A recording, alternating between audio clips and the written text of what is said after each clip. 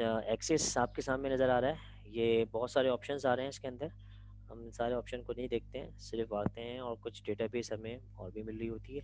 यहाँ पे देखेंगे ब्लैंक की ऑप्शन आ रहेगा, ब्लैंक डेटाबेस का। यहाँ पे उन्होंने कीवर्ड चेंज कर दिया है, ब्लैंक डेस्कटॉप और ज़ाहिर डेस्कटॉप ही है। इसको हमने सेलेक्ट किया और यहाँ पे डेटाबेस का नाम पूछ रहे हैं, तो हमने कोई भी नाम दे दिया, DB करके।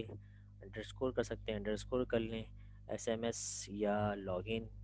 चलो लॉगिन मिल रहा है तो लॉगिन कर लेते हैं। ठीक है, क्रिएट डेटाबेस। पिक्चर क्लियर है जो आपके सामने आ रही है, स्क्रीन शेयर जो आ रही है। ठीक है, यहाँ पर मैं इसको सेव करूँ, कोई एक टेबल का आईडी का कोई एक कॉलम का मैंने लिख लिया नाम और इसको सेव करवाया। टेबल नाम पूछ रहा है, तो टेबल नाम के लिए हमें यूज़र का टेबल बनेगा, तो TBL और इसके बाद यूज़र्स, ये कन्वेंशन है इसकी। इसको मैंने ओके किया और यहाँ पर मैंने कैंसिल किया। ठीक है, ये इसके टेबल्स की लिस्ट के अंदर एक टेबल जनरेट हो गया। ठीक है, ये क्रिएट टेबल के बाद अभी इस टेबल के अंदर सिर्फ एक ही कॉलम है जो कि आईडी का है। मैं इस पर राइट क्लिक करूँगा, बहुत सारे ऑप्शंस आएंगे। यहाँ पर मैं डिज़ाइन व्यू में जिसके पास इंस्टॉल्ड है और जो अटैम्प्ट कर रहे हैं, साथ साथ अटैम्प्ट करते रहे, कहीं पर भी स्टक होते हैं तो मुझे बताएं सर ये ऑप्शन यहाँ पर आ रहा है। मैं भी स्क्रीन शेयर करवाता हूँ। जैसे टेबल के अंदर कॉलम क्रिएट हो जाएंगे उसके बाद 2 रिकॉर्ड इंसर्ट कर देंगे, तो मैं सबकी स्क्रीन के पास आऊँगा कि किसने स्क्रीन जो है शेयर करवाए। तो पार्टिसिपेशन ना होने पर आप समझ सकते हैं कि आज सेकेंड लैब है हमारी, तो मार्किंग नेगेटिव हो सकती है। डिज़ाइन व्यू पे गया, आईडी को ऑटो नंबर रखा। ऑटो नंबर का मतलब है कि आप यूज़र से नहीं लेंगे, शुरू से बताएं। शुरू का मतलब ये है कि आपने न्यू किया, जैसे ही आपने न्यू किया तो आपके पास जो भी सॉफ्टवेयर इंस्टॉल्ड होगा उसमें ब्लैंक डेटाबेस का ऑप्शन आ रहा होगा।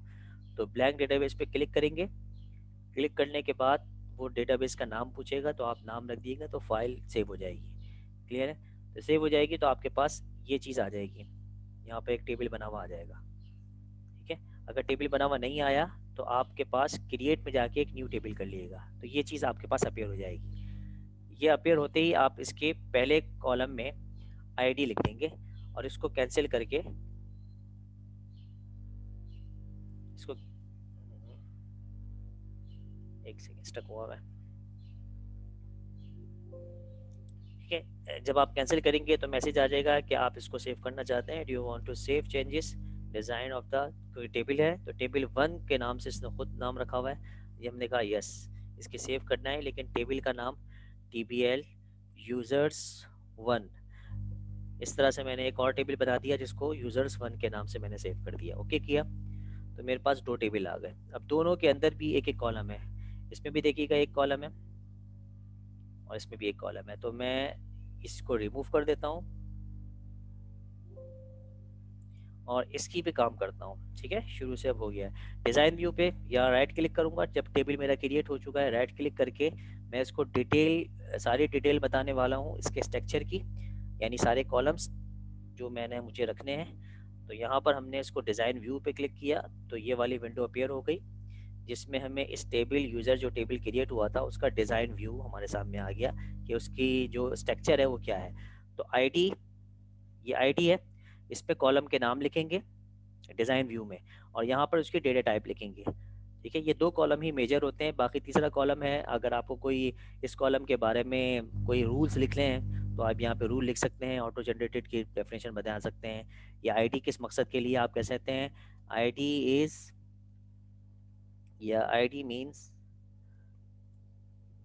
यूज़र आईडी, ये आपने कमेंट्स लिख दिए। ये डिस्क्रिप्शन है, ऐसा कोई ख़ास चीज़ नहीं है।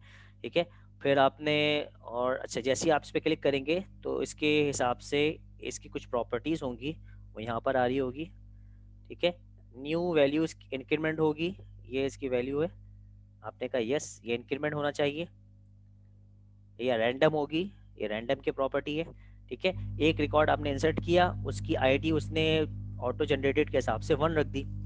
अगर वो इंक्रीमेंट वाला ऑप्शन सिलेक्ट किया हुआ है तो सेकंड रो इंसर्ट करोगे टेबल के अंदर तो उसकी आईडी जनरेट कौन सी होगी, 2 होगी। तीसरा रिकॉर्ड करोगे तो ऑटोमेटिकली वो 3 कर देगा, इंक्रीमेंट चलाते रहेगा। अगर आप इंक्रीमेंट वाला ऑप्शन लेंगे, अगर आप इंक्रीमेंट नहीं लेंगे, रैंडम वाला लेंगे, तो ये वाला कोई लेता नहीं है वैसे, क्योंकि आईडी हमारी बिजनेस को इन्फॉर्मेशन, यूजर्स की सारी इन्फॉर्मेशन होती है वो आईडी के अंदर होती है यूनिक। तो हम रैंडम की जगह हम क्या लेते हैं इंक्रीमेंट ही लेते हैं। रैंडम में कोई भी आ सकता है, 100 आ जाए, अगली दफ़ा 99 आ जाए, तो ये रैंडम फिर कोई सेंस नहीं बनता। ठीक है, तो जब भी हमने इसको क्या किया, ऑटो नंबर लिया। ठीक है, यहाँ पे बहुत सारी फील्ड्स आ रही होंगी।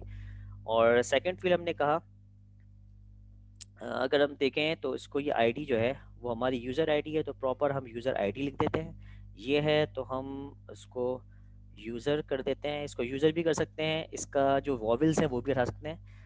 USR करके उसका फर्स्ट FIRST, ये नेमिंग कन्वेंशन है, फर्स्ट नेम। ठीक है, इसी तरह इसको भी कर सकते हैं आप, USR, वॉवल्स हटा दिया और आईडी आ गई। इसी तरह 2 कॉलम हो गए। इस कॉलम की कितनी लाइन हो सकती है मैक्सिमम, ज़्यादा ज़्यादा 30 डिजिट का होगा। ठीक है, तो हमने शॉर्ट ले लिया और USR करके लास्ट नेम जो हमने अपने इस पर रखा था। ठीक हो गया, इसी तरह से हमने इसको भी शॉर्ट ले लिया। इसके बाद एक और कॉलम की हमने डेफिनेशन बयान की, वो कौन सा हो सकता है जी, USR। और बताइए कॉलम्स हैं कौन कौन से हैं। USR password, USR password, email. USR name, user name आ गया, ईमेल आ गया, कॉन्टैक्ट आ गया। इस तरह की डेफिनेशन हम यहाँ पर दे सकते हैं। USR ईमेल, ईमेल भी हमारे पास टैक्स ही होगा। USR कॉन्टैक्ट, ठीक है, कॉन्टैक्ट इन्फॉर्मेशन में भी हम टैक्स डाल रहे हैं। इसको कर लो टैक्स ही कर लो, ताकि टैक्स थोड़ा सा ज़्यादा लेंथ का होता है, ज़्यादा बेहतर है। इसको कैप्स होना चाहिए। अच्छा, टैक्स की जगह देखिएगा जो पुराना वाला वर्जन है मैनुअल में, तो उसमें टैक्स आ रहा है, हम लॉन्ग टैक्स कर लेते हैं, तो लॉन्ग टैक्स की ज़रूरत तो नहीं है यहाँ पे वैसे, शॉर्ट टैक्स में चल जाएगा। तो शॉर्ट टैक्स का मतलब है कि इस पे स्पेसिफिक देखें साइज़ आ रहा है 255, तो 255 इनफ है कॉन्टैक्ट नंबर के लिए, इससे ज़्यादा तो हो नहीं सकता। ठीक है, और अगर आप लॉन्ग लेंगे तो वो पूरा पूरा आपके पास एड्रेस भी आ सकता है। लॉन्ग में देखिएगा इसकी कोई लिमिट ही नहीं है, अनलिमिटेड बहुत सारे कीवर्ड इसके अंदर आ सकते हैं। तो शॉर्ट इनफ है अभी फ़िलहाल हमारे केस के अंदर, तो हमने शॉर्ट टैक्स ले लिया। USR, और क्या है आपके पास, user name, user name login name इसको कह सकते हैं हम। ठीक है, और ये भी शॉर्ट है। USR इसका यूज़र पासवर्ड, ये भी शॉर्ट है। USR, बाकी ख़त्म ख़ाल में चीज़ें हो गई कंप्लीट, या और कुछ चीज़ बाकी हैं। पासवर्ड आ गया, जेंडर आ गया, एड्रेस आ गया, ये सारी चीज़ें इसमें भी बाकी हैं। तो हम जेंडर, ये भी शॉर्ट में इनफ है। ठीक है, और जेंडर की वैल्यू को भी हम डिस्क्रिप्शन रख सकते हैं कि इससे मुराद हमारा, ये हमारी नॉर्मल लैंग्वेज है जो हम अपने कमेंट्स लिख रहे हैं। ठीक है, मेल एंड फीमेल मुराद है हमारा। ठीक है, बाज़ दफ़ा कुछ और भी चीज़ें हो सकती हैं, तो हम उसको वैल्यू डाल सकते हैं।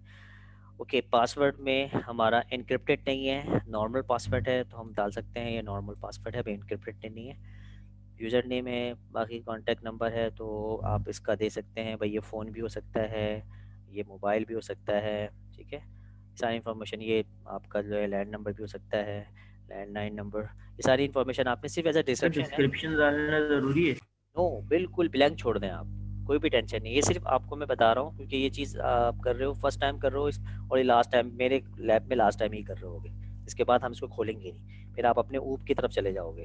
तो जब एक चीज़ सामने आ गई है तो मैं बता रहा हूँ कि ये चीज़ सिर्फ आप अपने पास, बास टेबल्स ऐसे होते हैं जो कॉम्प्लेक्स होते हैं, जो फॉर्मुलेटेड होते हैं। ठीक है, जिसके अंदर ये कॉलम, मुमकिन है कि ये कॉलम हो जो कैलकुलेटेड हो, तो उसके लिए फॉर्मूला क्या लगाया आपने, जैसे कि एक अकाउंट्स के अंदर होता है रनिंग टोटल, एक कॉलम मैंने बना लिया। रनिंग टोटल को वैसे हम टेबल में रखते नहीं है, लेकिन अगर हमें रखना पड़ गया रनिंग टोटल का एक कॉलम, रनिंग टोटल किसी एक वैल्यू को रनिंग टोटल कर रहा होगा ना, किसी एक बैलेंस को रनिंग टोटल में ला रहा होगा, तो हम बता देंगे कि भाई ये जो रनिंग टोटल है ये इन 2 कॉलम से मिलकर, जैसे कि अभी हम मैं अगर कह दूं, ओके, ये भी कह सकते हैं कि मैंने अगर ले दिया, एक केस बना लेते हैं यहाँ पर, इसको मैंने यहाँ पर एक इंसर्ट ड्रॉ किया। यहाँ पर मुझे फर्स्ट नेम लास्ट नेम, मुझे इसका फुल नेम चाहिए, ठीक है, फुल नेम। तो मैं इस फुल नेम में यूज़र से इनपुट तो नहीं ले रहा ना, इन दोनों को कॉन्केटिनेट करूँगा और इसमें जाके सेव कर दूंगा। तो इसका मतलब है कि इसके जो बिजनेस है, इसकी बिजनेस लॉजिक जो है वो इन दोनों कॉलम पे डिपेंडेंट है, ये यूज़र से इनपुट नहीं ली जा रहा। तो मैं इसको कह सकता हूँ कि ये फुल नेम जो है ये क्रिएट होगा किस लॉजिक से, वो लॉजिक मैंने लिख दी कि ये क्रिएट होगा फर्स्ट नेम, सॉरी यार, first name plus last name. ये इन दोनों लॉजिक से ये लॉजिक लिख दी मैंने। तो ये मुझे याद रहेगा, अगर मुझे इसकी कोई और कॉम्प्लेक्स कॉलम हो तो ये पता चल जाएगा यार ये कॉलम जो है वो मेरे पास क्या हो रहा है, डायनामिकली नहीं हो रहा, बल्कि ये कह सकते हैं यूज़र इनपुट नहीं कर रहा, बल्कि हम किसी और कॉलम के साथ इसको लॉजिक से बाइंड कर रहे हैं। ठीक है, तो ये सिर्फ मेरे पास ऐसी इन्फॉर्मेशन है, इसकी भी ज़रूरत नहीं है, वो फिर आगे लोड आ जाएगा।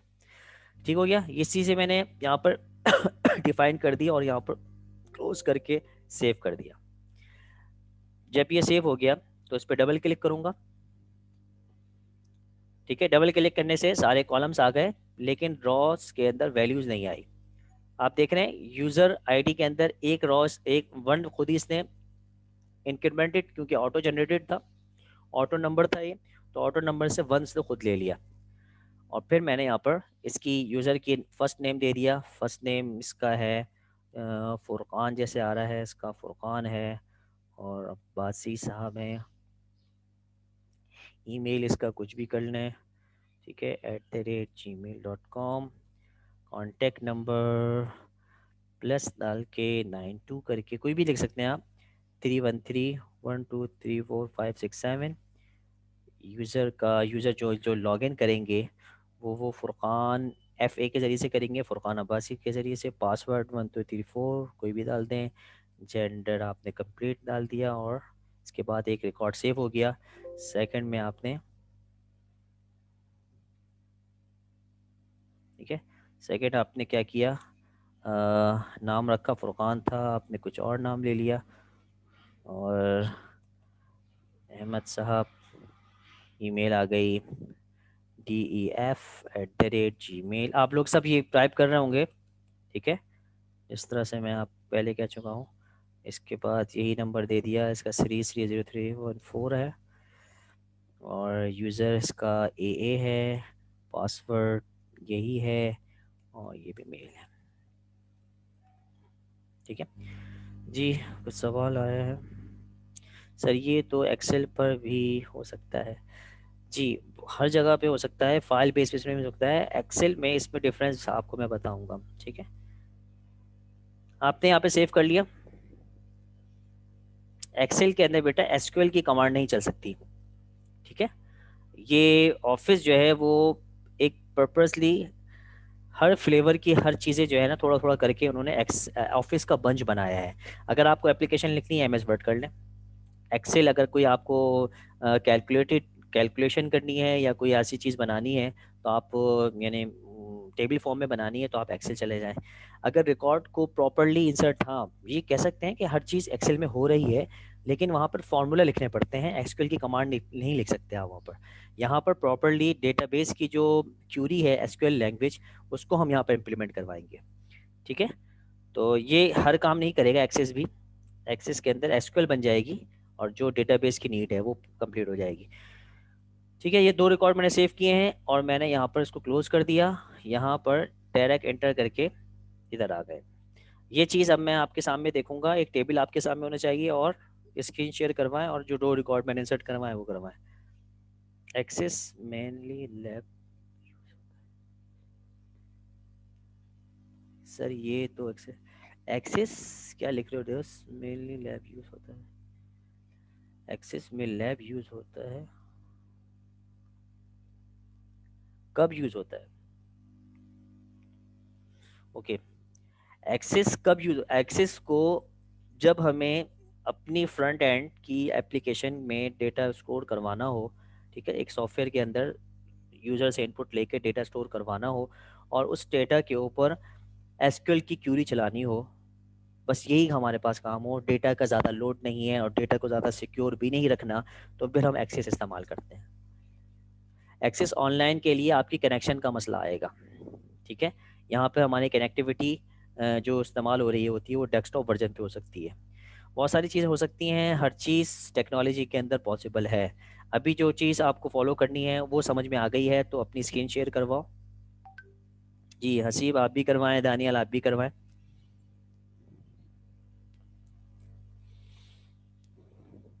जब आपको ऑनलाइन इस्तेमाल करना है तो एक्सेस क्यों कर रहे हो, फिर आप फायरबेस करो, वो दूसरे वर्जन करो जब ऑनलाइन ही करना है, ठीक है। वो तो इसी मकसद के लिए बनाए गए हैं, ऑफिस को इस मकसद के लिए थोड़ी बनाए गए हैं। ये पता नहीं, मुझे नहीं पता कि ऑफिस का ऑनलाइन वर्जन है नहीं है, क्योंकि ऑफिस के अंदर ऑफिस का ऑनलाइन वर्जन तो है, MS वर्ड का है, एक्सेल का है, पावर पॉइंट का भी है, लेकिन एक्सेस का है नहीं है। स्टॉप शेयर और आप लोग अपनी स्क्रीन शेयर करवाएं वन बाय वन।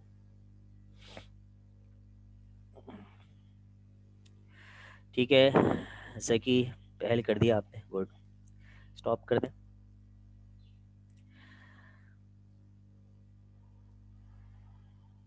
जी अवेश, ठीक है, गुड हो गया, सही हो गया। एज भी रख लिया आपने, ठीक है। साइन अप में एज भी पूछेंगे आप, ये डेटाबेस उसके लिए रेडी हो रही है जो आप उसको साइन अप किया है, ठीक है ठीक है, गुड है, इसको ठीक हो गया। और स्क्रीन शेयर करवाएं। 23 स्टूडेंट 22 स्टूडेंट मौजूद हैं, सबकी अटेंडेंस लग चुकी है, अगर जिसकी नहीं लगी चैट पे डालो जी। और स्क्रीन शेयर करवाओ। देखें लास्ट टाइम भी 4-5 ही की तरफ स्क्रीन शेयर हो रही थी, बाकी और यूज़र जो है ना वो स्क्रीन शेयर नहीं करवा पाए, लेकिन आज स्क्रीन शेयर करवानी है दोस्त आपको।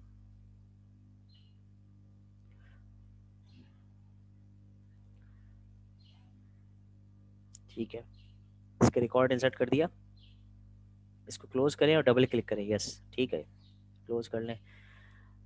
बसालत अली रिजवी, ठीक है, 3 के नाम आ चुके हैं। मिर्ज़ा साइम बेग, ठीक है, मिर्ज़ा साइम बेग। ये टेक्स्ट TXT क्यों लिखा है भाई कॉलम नेम के स्टार्ट में, और लॉगिन नेम, ओहो हो ठीक हो, इसमें ये फ़ायदा होता है ना स्क्रीन शेयर करवाने का।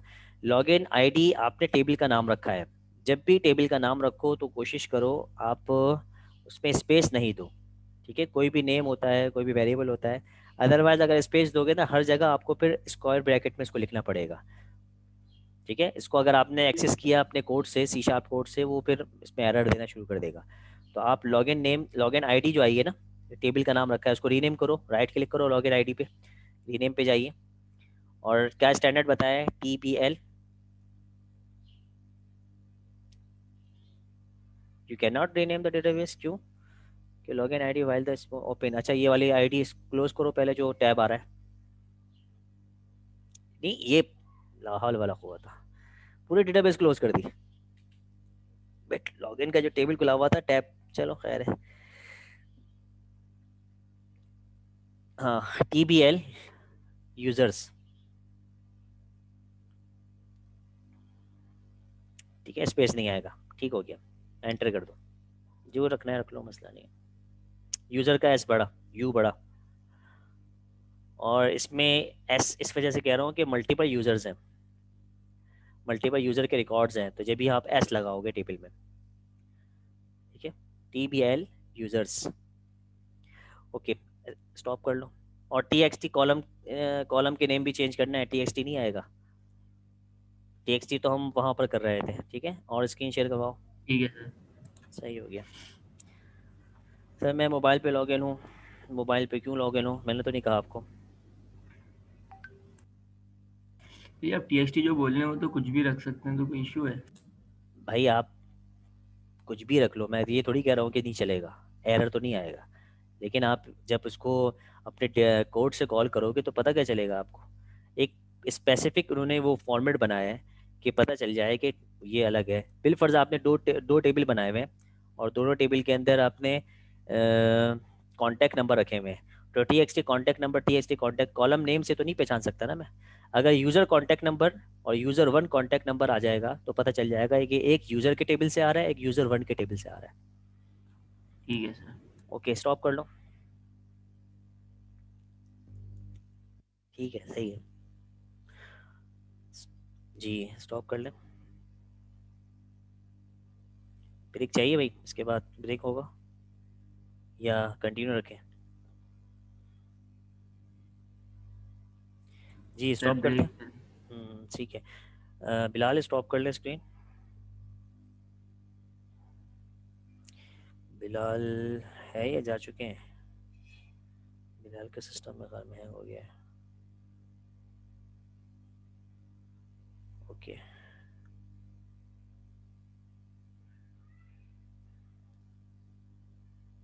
ठीक है, कोई और शेयर करवाएं। बाबर सईद, जी बाबर सईद, ठीक है। देखो आपके भी कॉलम नेम के दरमियान में स्पेस आ रहा है जहाँ तक मुझे लग रहा है। ठीक है, इसके डिज़ाइन पे क्लिक करो, टेबल डिज़ाइन, टेबल यूज़र के लेफ़्ट पे जो कॉलम आ रहा है उसके डिज़ाइन पे क्लिक करो। यस, राइट क्लिक करो, डिज़ाइन व्यू पे जाओ।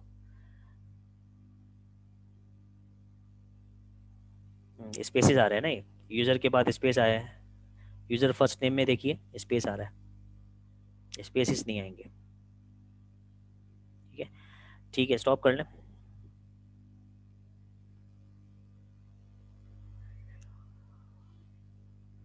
ओके, और बस हमारे पास अभी ये मीटिंग चल रही है तो चलते हैं, उसके बाद फिर हम। जी आपका क्या नाम है? इर्तिज़ा, इर्तिज़ा, ठीक है, सही है, बेहतरीन। स्टॉप कर लें।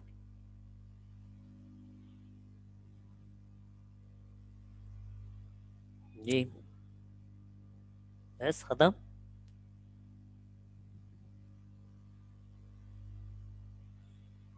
हसीब ने नहीं शेयर करवाई है, अयान अहमद जिलानी ने नहीं, सादिक ने नहीं कराई है, अवेश ने नहीं कराई है, माहम और हसनैन राजा बिलाल ने कराई है। अयान जिलानी आपने नहीं करवाई, बिल्कुल करवाई, ऑन है सबके लिए। और अब्दुल समद ने नहीं करवाई स्क्रीन शेयर। सलमान महमूद, हमज़ा आपने भी नहीं कराई है। ठीक है, पार्टिसिपेशन में मेरे नाम जहन में है, फिर मार्क्स कम आएंगे तो फिर ये नहीं बोल देना सर ये एक्टिविटी के पूरे मुझे मार्क्स क्यों नहीं आए।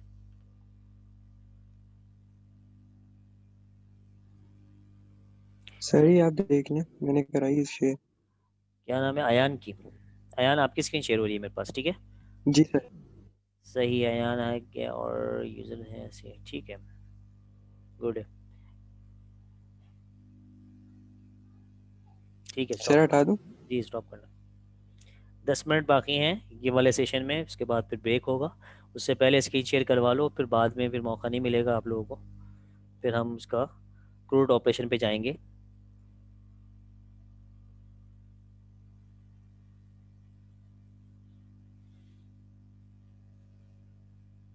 ठीक है, क्या नाम है? अली अहमद, ओके, इसको आप लोग करवाते रहें, स्टॉप कर दें।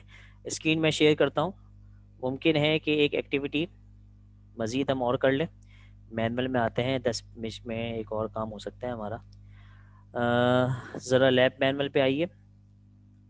लैब मैनुअल हमें कहता है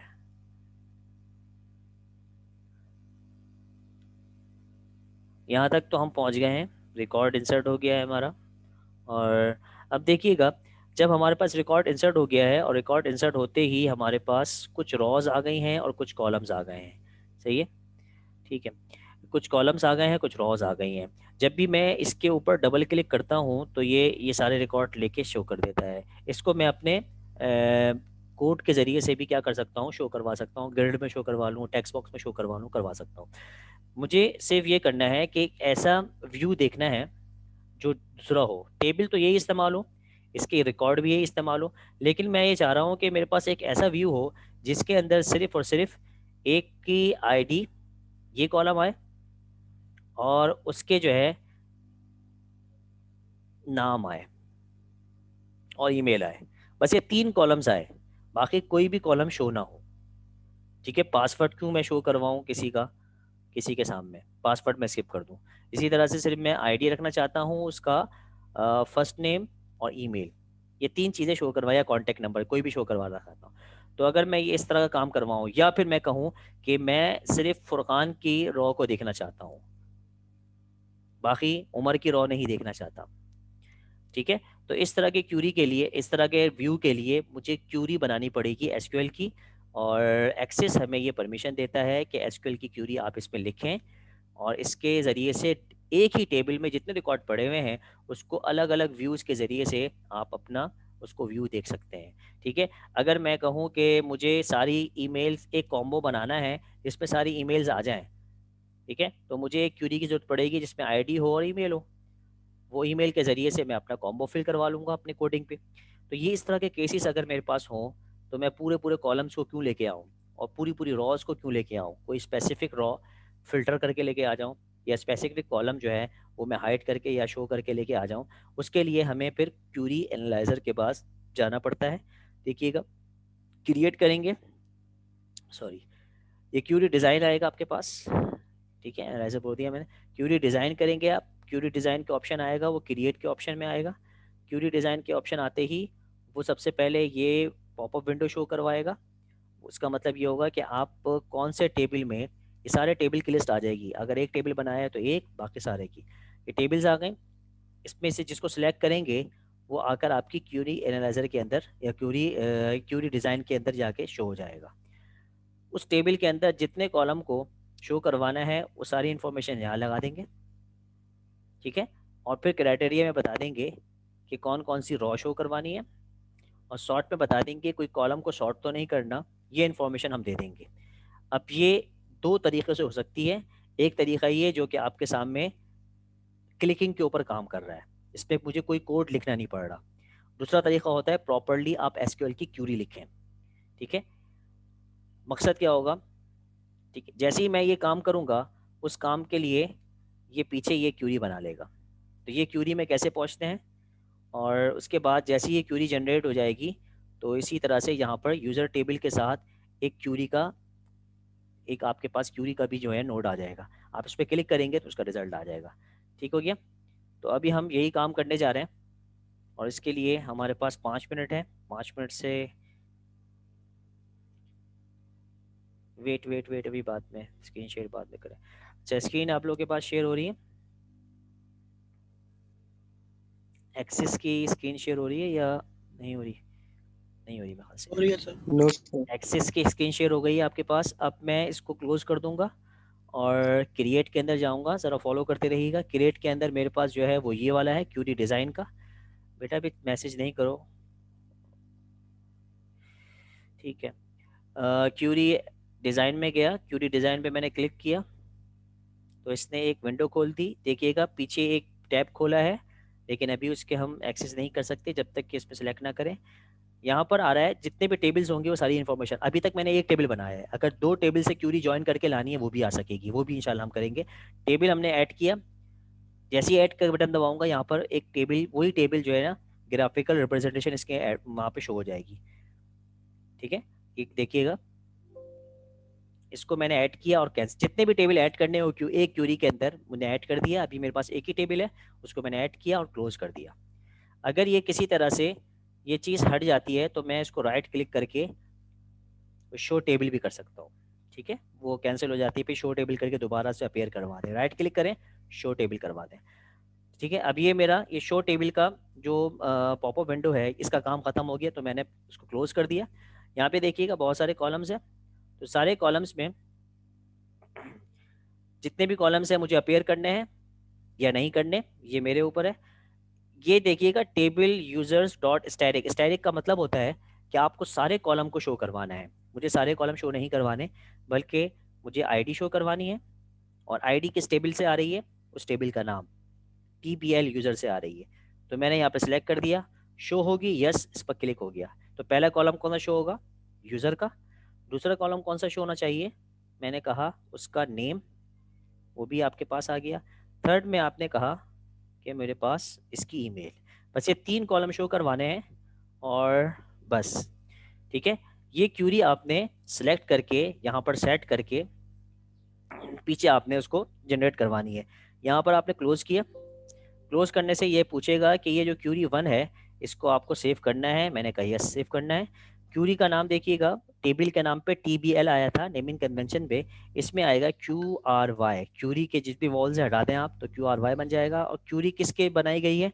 यूजर्स के लिए बनाई गई है, ठीक है। तो क्यूरी यूजर की मैंने यहाँ पर डाल दिया और इसको एंटर कर दिया, ओके कर दिया, ठीक है। तो मुझे पता है कि इसके क्लिक के ऊपर सारी रॉज और सारे कॉलम शो होंगे, तो ये शो हो रहे हैं। इसके डबल क्लिक के ऊपर 3 कॉलम शो होंगे और 2 रॉज हैं, 2 रॉज शो हो जाएंगे, ठीक है। ये काम यहाँ पर हो गया है। 2.5 मिनट मेरे पास अभी मौजूद हैं। मैं इसकी SQL जो जनरेट हुई है उसके बारे में, इसको मैं दोबारा रिपीट करता हूँ, जिसने देख लिया है उसको देख लिएगा। इसमें पीछे जो है SQL की ये वाली कमांड, ये प्रॉपर कमांड है। इसमें select इसका एक रिजर्व कीवर्ड है, SQL कमांड का एक बुनियादी वो क्लॉज है। फ्रॉम ये भी इसका एक स्पेशल है क्लॉज। और ये जो स्टैटिक का मतलब है आपके पास सारे कॉलम्स आएंगे। फ्रॉम का मतलब है टेबल। इसका मतलब ये हुआ कि सिलेक्ट के बाद जो कॉलम की इंफॉर्मेशन है वो सिलेक्ट के बाद आएगी, वो एक कॉलम हो या मल्टीपल कॉलम्स हो। स्टैटिक है तो सारे कॉलम्स हैं। फ्रॉम के बाद टेबल की इंफॉर्मेशन आएगी, आखिर में सेमीकोलन आ जाएगा एक्सेस के अंदर, ठीक है। बाकी आपको स्पेसिफिक कॉलम शो करवाने हैं तो देखिएगा, सिलेक्ट के बाद कॉलम नंबर 1 की इंफॉर्मेशन, फिर कॉमा, फिर कॉलम नंबर 2 की, ये वही नाम है जो आपने अपने टेबल्स के रखे हैं, फिर कॉलम नंबर 3 की, फिर 4 की, फिर इसके बाद टेबल का नाम। तो हमने भी ऐसे किया हुआ है। हमने पहले क्या रखी है, ID लिखी है, फिर फर्स्ट नेम रखा है, फिर उसके बाद ईमेल ID लग के हमने उसको शो करवा दिया है। इसकी क्यूरी ये जनरेट हुई है नहीं हुई, इसको देखने के लिए हम अपनी एक्सेस में आते हैं। मैंने यहाँ पर डबल क्लिक किया तो इसका रिकॉर्ड शो हो गया, और यहाँ पर आकर इसके डिज़ाइन व्यू पे शो किया तो ये वही चीज़ आ गई। इसकी SQL क्यूरी देखिएगा कहाँ पर आएगी, राइट क्लिक करूँगा तो SQL व्यू आ रहा है। इसको मैंने यहाँ पर किया तो देखिएगा ये यहाँ पर सिलेक्ट आया, फिर टेबल का नाम, यानी ये इसके बाद यूज़र ID 1 पहला कॉलम, फिर दूसरा कॉलम, फिर तीसरा कॉलम, ठीक है। और उसके बाद टेबल का नाम, फ्रॉम के बाद टेबल का नाम। तो सिलेक्ट इसका पहला क्लॉज है, फ्रॉम इसका दूसरा क्लॉज है। ये दोनों क्लॉज मिलकर एक SQL क्यूरी बन जाती है जिससे हम डेटा को रिट्रीव कर सकते हैं। इसका क्या मतलब हुआ, मुझे टेबल से रिकॉर्ड को रिट्रीव करके लाओ। किस कॉलम की इंफॉर्मेशन को, 1 2 3 कॉलम की इंफॉर्मेशन को रिट्रीव करके लाओ और शो करवा दो। ये क्यूरी में हमने ये इंफॉर्मेशन रख दी है SQL क्यूरी की, ठीक है। तो ये क्यूरी सेव हो गई है। ये SQL क्यूरी केस सेंसिटिव नहीं है, इसको आप कैश में लिखें या स्मॉल में लिखें, ठीक है। ये दोनों में चल जाएगी, इसमें मसला नहीं है। ओके, मिनट ख़त्म हो गए हमारे पास, हम ब्रेक लेते हैं। ब्रेक